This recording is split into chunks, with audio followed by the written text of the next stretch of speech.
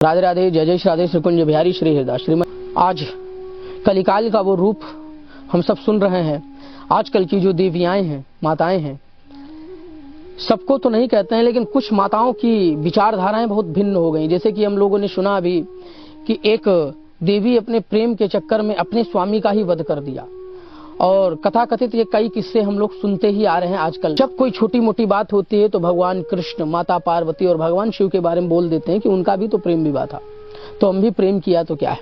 देखिए, कहते हैं माता सती ने जन्म जन्मांतर के लिए भगवान शिव को ही प्राप्त किया है और भगवान शिव से ही प्रेम किया है।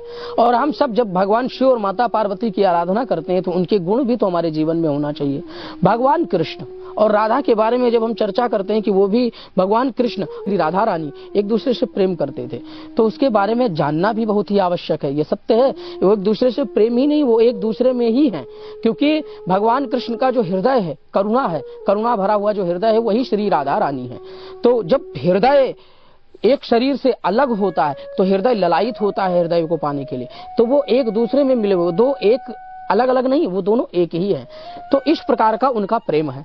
प्रेम उनका निस्वार्थ भाव से है, किसी प्रकार की अपेक्षा नहीं है। आज हम सब जो प्रेम कर रहे हैं ना, वो अपेक्षा से, अपदान और प्रदान के बारे में प्रेम कर रहे हैं। उस पुरुष से हमें ये मिल जाए, इस देवी से हमें ये मिल जाए, दान प्रदान के चक्कर में हम प्रेम कर रहे हैं।